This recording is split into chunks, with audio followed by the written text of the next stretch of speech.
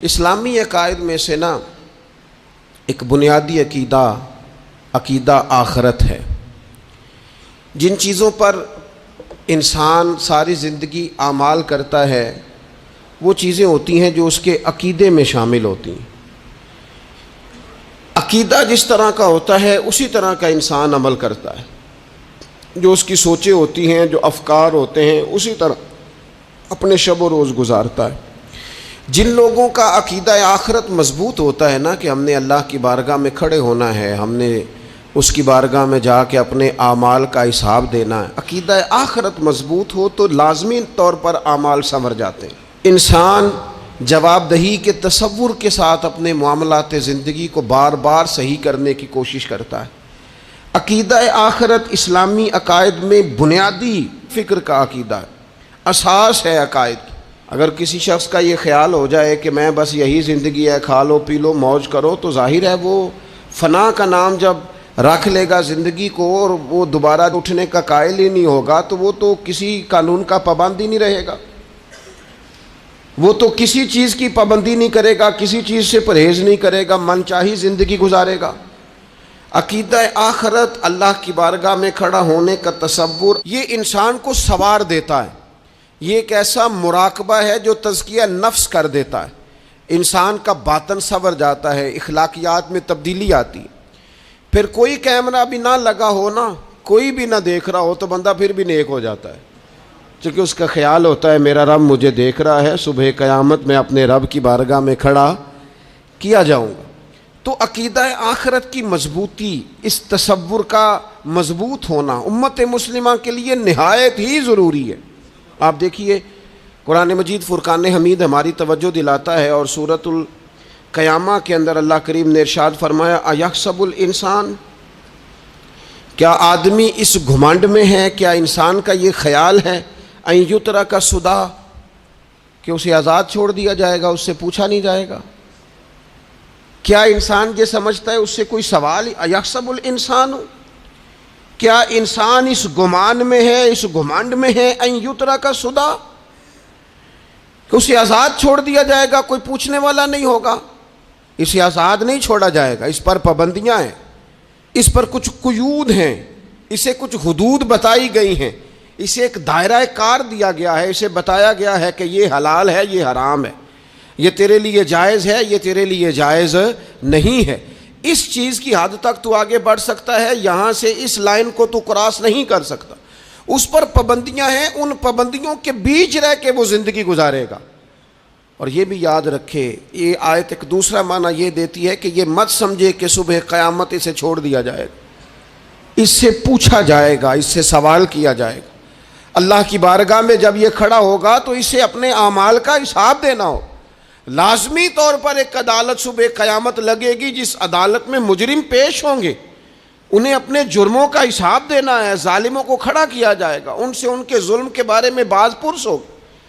تو لازمی طور پر عقیدہ آخرت کی مضبوطی انسان کو مضبوط کرتی، اس کے اعمال پر پیرے بیٹھ جاتے ہیں، وہ پھونک پھونک کر قدم رکھتا ہے، سوچ کر جملے بولتا ہے، وہ کوئی بھی معاملہ کرتا ہے تو اس میں اس کا خیال ہوتا ہے کہ میں نے دنیا سے چلے جانا ہے، میرے پاس پتہ نہیں کتنا وقت بچا ہے، لہٰذا مجھے آخرت میں پیش ہونا ہے، اپنے معاملات کی آسانی کے لیے، وہاں کی آسانی کے لیے میں یہاں تھوڑا سوچ سمجھ کے چلوں۔ رب فرماتا ہے تجھے ایسے ہی آزاد نہیں چھوڑا جائے گا، آزاد پنچھیوں جیسی زندگی نہ گزار، صبح قیامت کے معاملات کو پیش نظر رکھ، اس پر غور کر۔ یہ تصور گھر کے باہر بھی پورا مضبوط ہونا چاہیے اور گھر کے اندر بھی پورا مضبوط ہونا چاہیے۔ انسان اپنے مالک سے ڈرے اور قیامت کے دن اس کی بارگاہ میں حاضری کا یقین رکھے، اور وہ یاد رکھے کہ یہاں جو کچھ، وہ دیکھے نا بچوں کو استاد پڑھاتا ہے، محنت کراتا ہے، اگر بچے نہیں پڑھتے تو ڈانٹتا بھی ہے، سمجھاتا بھی ہے، قائل بھی کرتا ہے، اور جب وہ آخری بات کرتا ہے تو پھر وہ پتہ کیا کہتا ہے؟ چلو ٹھیک ہے، اگر نہ پڑھو گے تو امتحان تو آنا ہی ہے نا، رزلٹ تو آنا ہے، پیپر میں بیٹھو گے نہیں آئے گا، فیل ہو جاؤ گے۔ یہ لاسٹ پر یہ بات ضرور ہوتی ہے، اور یہ امتحان دینے کا تصور اور امتحانی سینٹر میں جانے کا خیال طالب علم کو مجبور کرتا ہے کہ میں اسباق تیار کروں، میں بار بار اس پر غور کروں، میں کتاب کو سمجھوں، میں اس کو حل کروں چیزوں کو، تاکہ جب میں مرکز میں جاؤں پرچہ دینے کے لیے امتحانی سینٹر میں تو پھر مجھے پریشانی کوئی نہ ہو۔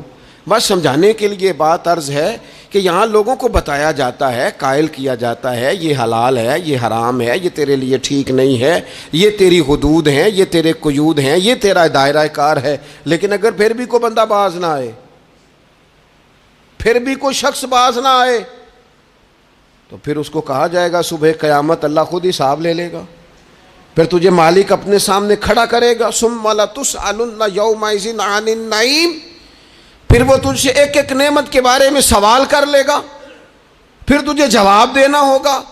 تو اس تصور کو اپنی زندگی میں لاگو کریں کہ ہم نے مرنا ہے، اللہ کی بارگاہ میں جان، اس تصور کو پوری طور پر طاری کریں اپنے ذہنوں میں۔ یہ جو رسمی سی بات ہے نا، پتہ نہیں کب چلے جانا ہے، جو جانے والے ہوتے ہیں ان کی کوئی تیاری بھی ہوتی ہے، جن کو پتہ ہوتا ہے نا وہ رمضان المبارک میں نا کئی دفعہ ایسا ہوتا ہے کہ ٹکٹیں نہیں مل رہی ہوتی ہیں اور عمرے کے ویزے لگ چکے ہوتے ہیں، تو ایجنٹ کہہ دیتے ہیں جانے والوں کو کہ تیاری رکھنا، کسی وقت بھی میرا فون آ جائے گا۔ تو لوگوں نے بیگ باندھ لیے ہوتے ہیں، سامان تیار کر لیا ہوتا ہے، سارے انتظامات کر کے رکھے، کیوں کہ پتہ نہیں کس وقت بلاوا آ جائے گا۔ تو روز کہتا ہے پتہ نہیں اللہ کی جانب سے کس وقت بلاوا آ جائے گا۔ پھر اپنی تیاری بھی تو یار کچھ بتانا، میں بھی بتاؤں آپ بھی بتائیں، پھر ہم اپنے آپ سے یہ بھی تو سوال کریں نا کہ جہاں اچانک جانا پڑے اس کے لیے تیاری ہوتی ہے، ہماری تیاری کیا ہے؟ اگر اچانک جانے پڑے اس کی بارگاہ میں کیا تیاری؟ روز دیکھ رہے ہیں نا، کچھ لوگ روڈ پہ چڑھے تھے پہنچ نہیں سکے، ہاسپٹل گئے تھے پہنچ نہیں سکے، کچھ لوگ کسی فیلڈ میں کام کر رہے تھے ڈگری نہیں مل سکی، جا ہی نہیں سکے، وقت آ گیا۔ تو اگر وہ ٹائم آ جاتا ہے اس کی بارگاہ میں حاضر ہونا پڑ جاتا ہے، تیاری کیا ہے؟ نبی پاک علیہ الصلوۃ والسلام گھر کے اندر اپنے گھر والوں کی تربیت کے لیے اور تعلیم امت کے لیے ایک دعا مانگتے تھے۔ حضرت عائشہ صدیقہ کہتی ہیں حضور دعا مانگتے تھے، مشکات میں موجود ہے۔ کیا دعا تھی؟ اللہم حاسبنی حسابا یسیرا، اے اللہ ذرا حساب آسان کر کے لینا۔ یہ حضور تعلیم امت کے لیے دعا مانگتے، اللہ حساب ذرا آسان کر کے لیجیے، مالک کرم فرمانا۔ تو حضرت عائشہ صدیقہ رضی اللہ تعالیٰ عنہ ارشاد فرماتی ہے، میں نے عرض کیا یا رسول اللہ صلی اللہ تعالیٰ علیہ وسلم یہ آسان حساب کا کیا مطلب ہے؟ تو حضور فرمانے لگے عائشہ آسان حساب کا مطلب یہ ہے کہ رب کریم بندے کے نامہ اعمال پر نظر ڈالے گا اور پھر اللہ تبارک و تعالیٰ اس سے درگزر فرما دے گا۔ یہ آسان حساب ہے، پتہ مالک کو ہے اس نے کیا کیا ہے، پر کریم ہے نا۔ عدل کریں تے تھر تھر کمبن، اچیاں شاناں والے تے جے فضل کریں تے پھر بخشے جامن میرے جے منہ کالے، نظر کرے گا پھر معاف فرما دے گا۔ اور حضور فرماتے عائشہ یاد رکھو جس سے اس نے حساب لیا وہ پھر بڑی مشکل میں آ جائے گا، اس کے لیے مشکل ہو۔ اللہم حاسبنی حسابا یسیرا، اے اللہ تو حساب ذرا آسان کر کے لینا، ذرا آسان کر کے۔ یہ تعلیم امت کے لیے کہ امت کے دل میں خیال پیدا ہو کہ حساب دینا ہے، تو نے حساب دینا ہے، تو نے اپنے مال کا حساب دینا ہے، تو نے اپنے لفظوں کا حساب دینا ہے، تو نے معاملات کا حساب دینا ہے۔ تو جس کرسی پہ بیٹھا ہے، تو کلرک ہے یا صدر ہے، تو نے اپنی اس نشست کا حساب دینا۔ تو استاد ہے یا پیر طریقت ہے، تو مؤذن ہے یا خطیب ہے، تو جو بھی ہے تو نے حساب دینا ہے۔ تجھے تیرے منصب کے بارے میں پوچھا جائے گا، تجھے تیرے عہدے کے بارے میں پوچھا جائے گا، تجھے اپنی ذمہ داریوں کے بارے میں حساب دینا، اللہ کی بارگاہ میں تمہیں جا کے بتانا ہے کہ تم نے کیا اعمال کی۔ اس تصور کو پکا کریں اپنی۔ یہ تصور کتنا کو پکا ہونا چاہیے، دنیا کیا ہے اور آخرت کیا ہے۔ ہمارے ہاں لوگوں نے بہت بڑا لمبا چوڑا دنیا کا تصور بنا لیا ہے، کار جہاں دراز ہے، لمبا تصور، دنیا داری کے لیے لمبی منصوبہ بندی، دور دور تک میں نے یہ کرنا ہے، پھر میں نے یہ کرنا ہے، پھر اس کے بعد انشاءاللہ یہ کر دینا۔ یہ تو آپ نے 300 سال کی پلاننگ بتا دی ہے، یہ تو 300 سال کی پلاننگ بتائی۔ کیا بتائیں تجھے اے باپ، کیا کار ہائے نمایاں کر گئے BA کیا, نوکر ہوئے, پینشن ملی, پھر مر گئے. زندگی تو اتنی سی ہے, اتنی لمبی منصوبہ بندی, اس میں آخرت کہاں ہے؟ اس میں اگر کسی مقام پر رب کی بارگاہ میں حاضر ہونا ہے تو وہ کہاں ہے؟ جو مرنے والے لوگ ہوتے ہیں ان کا تو جینا کچھ اور طرح کا ہوتا ہے, جن کو جانا ہوتا ہے ان کا رہنا تو کچھ اور طرح کا ہوتا ہے, جن کو کسی جگہ منتقل ہونا ہوتا ہے, جو عارضی مکانوں میں رہتے ہیں ان کا رہن سہن تو ذرا اور طرح کا ہوتا ہے. لیکن جو ہمارا انداز ہے, جو ہمارا رہن سہن ہے, جو ہمارا طریقہ کار ہے, وہ تو مستقل رہنے کا ہے. وہ تو لگتا ہے کہ کبھی چھوڑنے والے نہیں ہیں. اس میں تو کوئی ایسی چیز نظر نہیں آتی کہ جس میں ہم محسوس کریں کہ ہم نے چھوڑ کے جانا ہے. لیکن نبی پاک علیہ السلام نے جس دنیا کو ہم بہت بڑی دنیا سمجھتے ہیں, حضور نے اس کی مثال کیا دی؟ صحیح مسلم کی حدیث ہے. دیکھیں کتنا کھول کر اور کتنا آسان کر کے رسول پاک ہمیں بات سمجھاتے ہیں. دنیا کیا ہے, آخرت کیا ہے, یہ والی زندگی کیا ہے, آخرت کی زندگی کیا, بالکل کھول کر واضح کر کے نبی پاک علیہ الصلوۃ والسلام فرمانے لگے دنیا اور آخرت کی مثال اس طرح ہے جس طرح دریا بہ رہا ہو اور کوئی آدمی اس میں انگلی ڈبوئے, جتنا پانی اس کی انگلی کو لگ گیا یہ دنیا ہے, اور جو باقی ٹھاٹھے مارتا دریا پیچھے ہے, سمندر پیچھے ہے, وہ سارا آخرت ہے. یہ اتنی سی دنیا ہے, یہ صحیح مسلم میں موجود ہے. اتنی سی دنیا کے لیے اتنے پاپڑ بیلنا, اتنی سی دنیا کے لیے اتنے ظلم کرنا, اتنی سی دنیا کے لیے اتنے حق ضائع کرنا, اتنی سی دنیا کے لیے اتنے لوگوں کے دل توڑنا, اتنے حقوق پہ ڈھاکہ ڈالنا, اتنا جبر کرنا, لوگوں کا مال کھانا, لوگوں کو تکلیف دینا, عزتیں اچھالنا, اتنی سی دنیا کے لیے. حضور فرمانے لگے اتنی سی ہے یہ دنیا, جتنا انگلی کو پانی لگ گیا ہے وہ جنت, جو نری جنت نہیں, خدا کا فضل ہے, جو اللہ کی عطا ہے اپنے بندوں کے لیے. میرے کریم فرمانے لگے اس جنت میں وہ نعمتیں ہیں نہ کسی آنکھ نے دیکھی, نہ کسی کان نے سنی, نہ تمہارے دل پر کبھی خیال ہی گزرا ہوگا کہ ہمارا رب ہمیں یہ جی عطا فرمانے والا ہے. تھوڑا سا نا 24 گھنٹوں میں کچھ ٹائم اپنی آخرت کے لیے, اپنے سارے معاملات کو مرتب کرتے ہوئے کچھ زندگی کے کام اپنی آخرت کے لیے. آپ یقین کریں بچوں سے لے کر بڑوں تک, ان پڑھ سے لے کر پڑھے لکھے تک, ہم نے جس کو اپنے مزاج کے مطابق کم فہم سمجھا اس سے لے کر دانشور تک دوڑ لگ گئی دنیا جمع کرنے کی. وہ ایک سوچ حضرت سلطان باہو رحمۃ اللہ علیہ فرمانے لگے, ہزاروں لوگ ان کی خدمت میں آیا کرتے تھے تو کہتے ہیں رب دا طالب کوئی نہیں ملیا, تے جو ملیا ہے طالب زردہ ہو. یہ تو دعا کرانے آئے ہیں کہ میرا کاروبار نہیں چلتا, یہ تو دعا کرانے آئے ہیں کہ جناب وہ میرا جو ہے وہ فلانا کیس سلجھ گیا. رب دا طالب کوئی نہ ملے. کوئی ایسا تو آتا جو کہتا میری اس سے ملاقات کرا دے, کوئی طریقہ بتائے مالک معرفت کیسے دیتا ہے. کوئی تو ایسا آتا جو کہتا کہ آؤ نہ کچھ باتیں درد کی کریں, کچھ عشق رسول کی تم کرو, کچھ محبت مصطفیٰ کی میں کروں. کچھ ایسے آتے جو کہتے آؤ نہ کوئی ذکر چھیڑے صدیق اکبر کا, کوئی بات کریں سیدنا فاروق اعظم کی, کچھ تذکرے ہو جائیں عثمان غنی کے, تھوڑی دیر ہو نہ جائے مولا علی کا تذکرہ. کچھ لوگ ہوتے نا ایسے جو اس طرح کے ہوتے, لیکن وہ ہر وقت دنیا داری, ہر وقت. اچھا کہیں اکتاتے بھی ہیں نا, تھک گئے کاروبار کر کر کے, کہیں اکتاتے بھی ہیں تو کرتے کیا ہیں, سیر کرنے چلے جاتے ہیں. میں جی بور ہو گیا ہوں کام کرتے کرتے, چلو میں اب ٹھنڈے علاقے میں چلتا ہوں. کبھی تو ایسا ہونا تو کہے میں نے بچوں کو بھی وقت دیا ہے, دوستوں کو بھی دیا ہے, یاروں کو بھی دیا ہے, صحت کو بھی دیا ہے, میں نے ٹائم اپنے شوق کو بھی دیا ہے, اب میں کسی کو ٹائم نہیں دوں گا, یہ چند گھنٹے میں صرف رب رسول کی بارگاہ میں حاضری دوں گا. تو ذرا جم کے قرآن پاک پڑھے, تو ذرا ذوق سے درود پاک پڑھے, تو ذرا شوق سے میرے محبوب کی نعت سنے, تو سارا زمانہ بھول جائے اور تو رج رج کے دعا مانگے اپنے رب کی بارگاہ میں, اپنی پریشانیاں عرض کرے, اپنے اندر کی کیفیت بیان کرے. دل جو سخت ہو گیا ہے, ذہن جو سخت ہو گیا ہے, جو طبیعت میں وہ نورانیت نہیں آ رہی, اس کی تو بات کرے. تو اپنے رب کی بارگاہ میں معافی کا سوال کرے، تو اس سے قیامت کے دن درگزر کرنے کے لیے عرض کرے، کچھ تو ایسا ٹائم نکلے۔ لیکن دوستو، ہم تو بالکل الجھتے ہی جا رہے ہیں۔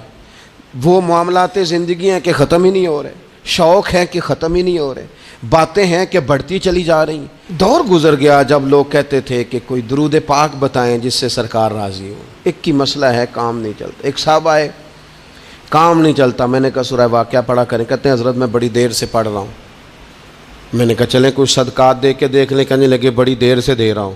میں نے انہیں ایک اور وظیفہ بتایا، کہنے لگے یہ بھی مجھے کسی نے بتایا تھا، بڑی دیر سے کر رہا ہوں۔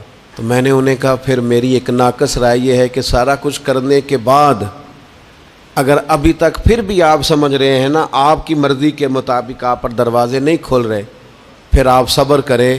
جو میرا رب چاہتا ہے اس پہ راضی رہ کے دیکھیں، پھر ذرا راضی رہ کے دیکھیں، پھر دیکھیں کہ مالک کا فیصلہ کیا ہے۔ وہ آپ کے حق میں کوئی رحمت والا فیصلہ ہی فرمائے گا، پھر ذرا انتظار کر کے دیکھیں، پھر ذرا صبر کر کے دیکھیں۔ پھر وہ کہتا وَبَشِّرِ الصَّابِرِينَ، محبوب یہ جنہوں نے صبر کیا ہے انہیں میری رحمت کی خوشخبری سنا دو۔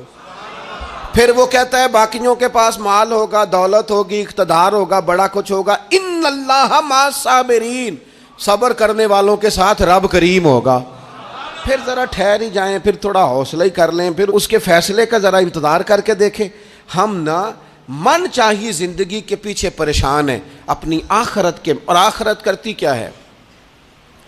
جب آپ کا آخرت پر یقین پکا ہو جاتا ہے نا، پھر لازمی طور پر انسان کے اعمال سنورتا ہے۔ آپ یقین کریں سنورتے ہیں، 100% سنورتے ہیں۔ آپ آخرت پر جتنا یقین، حضرت عمر کا آخرت پر یقین پکا تھا نا، دنیا میں مکان ہی کوئی نہیں بنایا، پکا تھا۔ سیدنا مولا علی شیر خدا امیر المومنین بھی ہو گئے تو طامت پھر بھی پھٹی ہوئی تھی، پکا یقین تھا نا کہ اللہ نے ہمارے لیے آگے بڑی نعمتیں تیار کی ہوئی ہیں۔ حضور نے آ کے فرمایا تھا نا کہ عمر میں تیرا گھر دیکھ آیا ہوں جنت میں، یقین پکا تھا نا بڑا کچھ ملنے والا ہے۔ تو جن لوگوں کا پکا ہونا کہ میرا دیس میں گھر ہے، وہ پردیس میں بلڈنگیں نہیں بنایا کرتے، ان کو پتا تھا کہ ہمارے دیس میں گھر بنے ہوئے ہیں، لہٰذا یہاں وہ کسی پریشانی کا شکار۔ اور دوسرا، جب بندے کا آخرت پر یقین پکا ہو جاتا ہے نا، ایک بات آپ نے ضرور ذہن میں رکھنی ہے۔ ہمارے محدثین نے لکھا ہے جس بندے کا صرف دنیا داری میں جینے کا مزاج ہو جاتا ہے نا، وہ بزدل ہو جاتا ہے، اور جس کا خیال ہوتا ہے نا زندگی عارضی ہے، صبح قیامت دوبارہ اٹھوں گا، وہ بندہ بہادر ہو جاتا ہے۔ جس کا خیال ہے نا یہی کچھ ہے، کھا لو پی لو بس، یہ زندگی ختم ہو گئی تو ختم ہو گئی، مر گئے تو مر گئے، ختم ہو گئے، فنا ہو گئے، ان لوگوں کا مزاج بزدلانہ ہو جاتا ہے، جرت مند نہیں رہتے۔ اور جن کا یہ خیال ہوتا ہے نا مرنے کے بعد بھی اٹھنا ہے، ایک نئی زندگی اللہ عطا کرے گا، وہ لوگ پھر موت سے گھبراتے نہیں، انہیں مرنے سے ڈر نہیں لگتا۔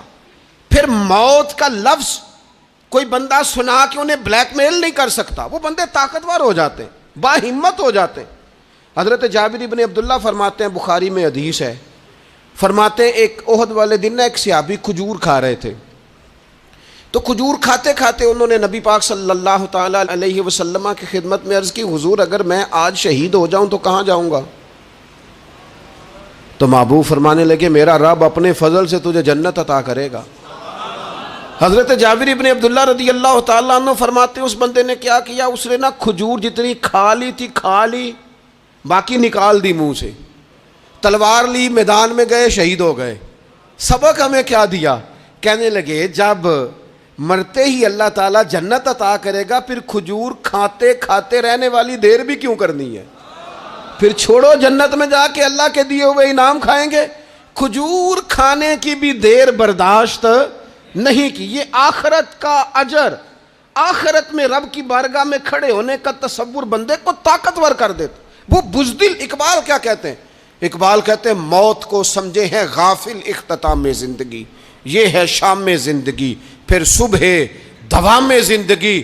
اور حضرت بلے شاہ بھی بول پڑے، وہ کہنے لگے عرش فرشتے بانگاں ملیاں مکے پہ گیا شور، بلے شاہ آسان نہیں مرنا، اے تے مر گیا ہی کوئی ہور، یہ تو کسی۔ اور پھر ایک اور درویش بولے، وہ کہنے لگے وارث شاہ او کدو مر دے، وارث شاہ او کدو مردے جنہ کیتیاں نیک کمائیاں نے، وہ تو اللہ کی بارگاہ میں انعام پاتے ہیں. ایک پل ہے موت، اس پل سے گزرتے ہیں، پھر رب کا فضل انہیں ملتا ہے.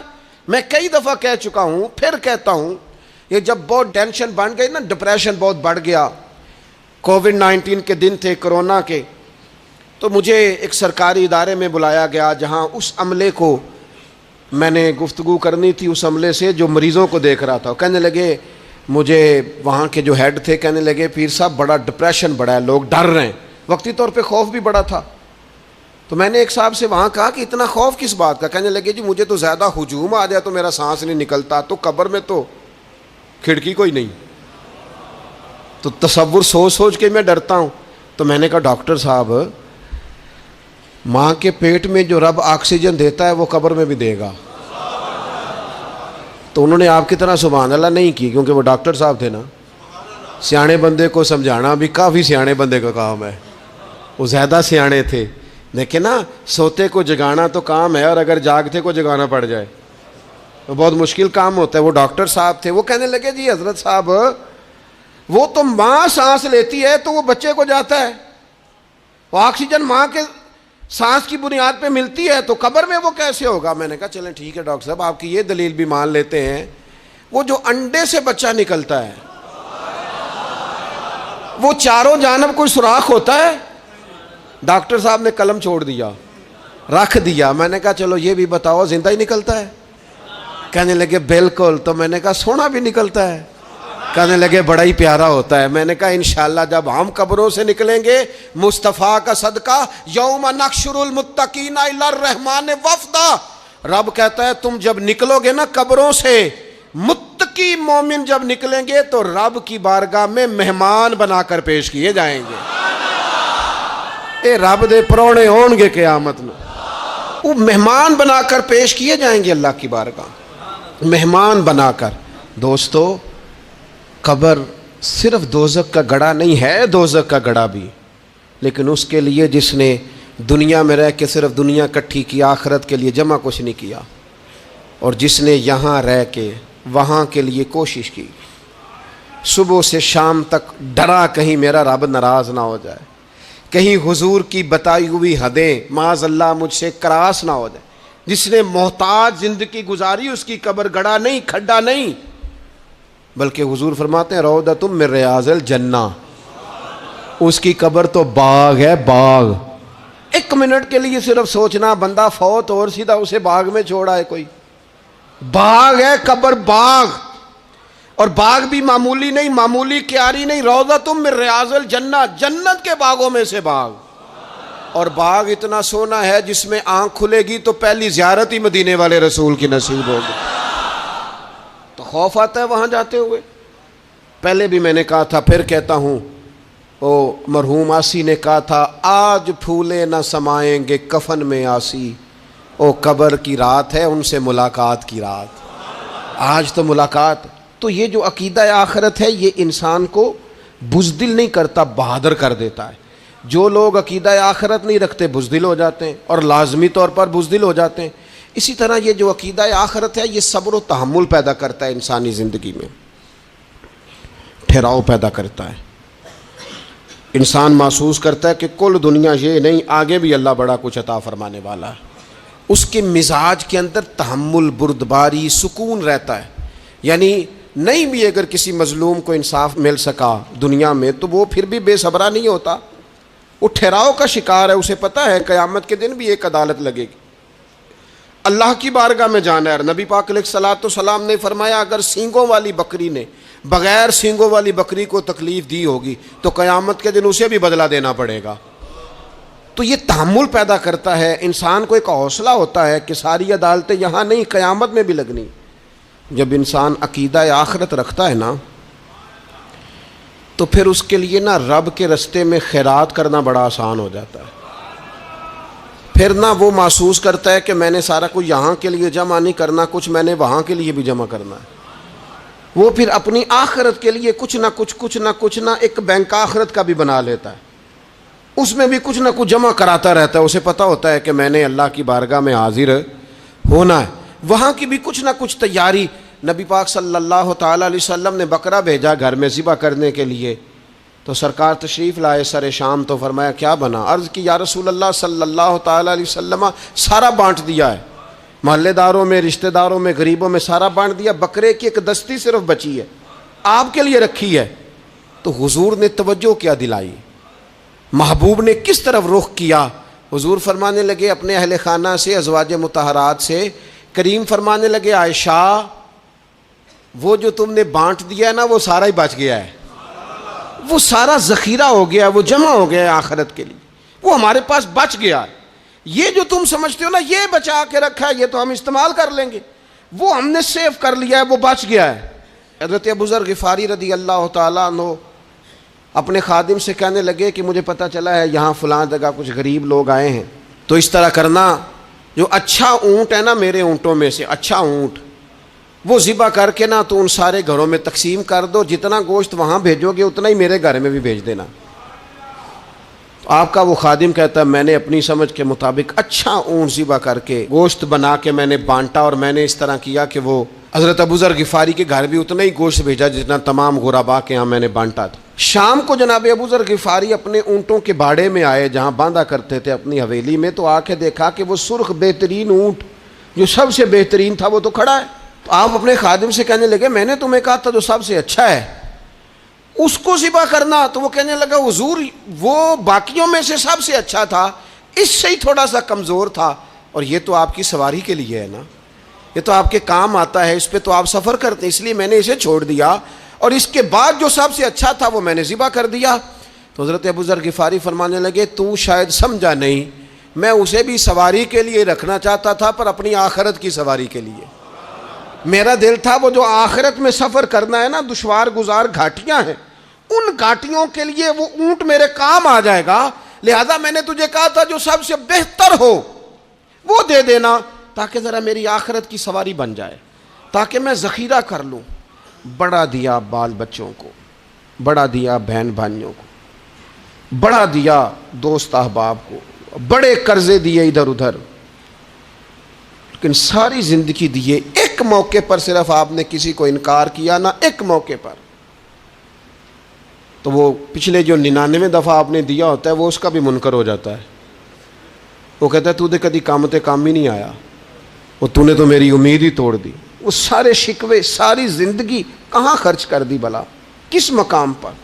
اور یہاں حال یہ ہے کہ حضور فرماتے ہیں جب تو صدقہ دیتا ہے تو رب اسے اپنے دستے قدرت میں لیتا ہے، اور اس طرح تمہارے صدقے کو پالتا ہے جس طرح تم اپنے گھر میں بچھڑا نہیں پالتے، اس طرح صبح قیامت تمہیں وہ نتیجے کے طور پر پلا ہوا صدقہ ملے گا۔ ہم اپنی آخرت کو چونکہ اس لیول پر یقین نہیں لاتے الا ماشاءاللہ، لہٰذا اس کی تیاری کے لیے ذخیرہ نہیں کرتے، اپنی آخرت کی تیاری کے لیے ذخیرہ کریں اور کوشش کریں کہ اور یہ عقیدہ اپنی اولادوں میں، اپنے متعلقین میں، اپنے احباب میں اس کو راسخ کریں، کوئی نہ کوئی بات عقیدہ آخرت کی، قیامت کی ضرور اس کا تذکرہ کریں، ان باتوں کو اپنی زندگی کا حصہ بنائیں۔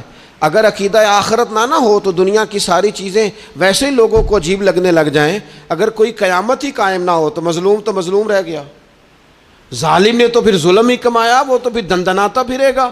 تو رب کہتا ہے اَيَحْسَبُ الْإِنسَانُ أَن يُتْرَكَ سُدًى، کیا انسان سمجھتا ہے کہ اسے یوں ہی چھوڑ دیا جائے گا، کوئی اسے آزاد ہی چھوڑ دیا جائے گا، کچھ پوچھا ہی نہیں جائے گا؟ صبح قیامت سوال ہوں گے، رب کی بارگاہ میں حاضری ہوگی، اللہ کے حضور سوالات کے جواب دینے ہوں گے، لہٰذا اپنی زندگی کے اعمال کو مرتب کرتے وقت، کوئی بھی کام کرتے وقت ایک تصور ضرور ذہن میں رکھیں کہ مجھے صبح قیامت اس کا حساب دینا ہے۔ یہ جو جواب دہی کا تصور ہوتا ہے یہ انسان پر پہرے دار ہوتا ہے، یہ اس کو مضبوط کرتا ہے، اس کی عقیدے کی بنیادیں اس کے عمل کو طاقتور کر دیتی ہیں۔ لہٰذا عقیدہ آخرت اپنے بچوں میں، آنے والی نسلوں میں، آپ دیکھیں حضور نے یہ عقیدہ آخرت مضبوط کر دیا تھا نا، تو پھر سیدہ فاطمہ الزہرا نے کچے مکان میں ساری زندگی گزار دی، پھر محبوب پاک نے دیکھا کہ وہ اونٹ کے بالوں کی بنی ہوئی چادر اوڑھ کے چکی پیس رہی ہیں، تو محبوب نے یہ نہیں فرمایا کہ اللہ آسانی کر دے گا، اچھا وقت آ جائے گا تو فکر نہ کرنا یہ مشکل، نہ محبوب کریم نے فرمایا فاطمہ دنیا میں تھوڑی مشقت برداشت کرو، اللہ آخرت کی ساری سعادتیں آپ کو ہی عطا فرمائے گا۔ گویا کریم نے فرمایا آپ کو یوں ہی زندگی گزارنی ہے، یہی طرز رکھنی ہے، اسی طرح ہی آپ کو وقت گزارنا ہے۔ جو آرام کا وقت ہے وہ اللہ تعالیٰ جنت میں عطا کرے گا۔ عقیدہ آخرت کی مضبوطی، تھوڑا سا ہمارے ایک بڑے قریبی دوست تھے، بڑا میرا ان سے پیار تھا، 34.5 سال عمر، خود ہارٹ اسپیشلسٹ ڈاکٹر، لیکن یہ پچھلے ہفتے وہ مریضوں کو چیک کر کے نیچے آ کے دفتر میں بیٹھے ہیں۔ ایک تو لوگ کہتے ہیں نا ہسپتال پہنچ جاتا تو شاید بچ جاتا، تو ہاسپٹل کے اندر ہی تھے، اور ابھی چڑھتی جوانی، 34-35 سال عمر، لیکن کمال یہ تھا کہ میرے جیسے کئی لوگوں نے بھی آنسو اس لیے بہائے کہ اتنی چڑھتی جوانی میں اتنے خوبصورت ماحول کے اندر بھی انہوں نے مزاج خیر خواہی کا بنایا ہوا تھا، ہر شخص سے حسن کلام اور رب رسول کی طرف اپنا لگاؤ، نماز کی پابندی، جب بھی حال پوچھنا تو کہتے تھے اللہ اور اس کے رسول کا فضل ہے۔ تو اپنی زندگی میں جن لوگوں کا تصور آخرت مضبوط ہو جاتا ہے وہ کئی دفعہ جلدی بھی سمٹ کر چلے جائیں تو ان کے حق میں رحمت والے فیصلے ہوتے ہیں۔ اللہ تعالی ہمیں سمجھنے کی توفیق عطا کرے۔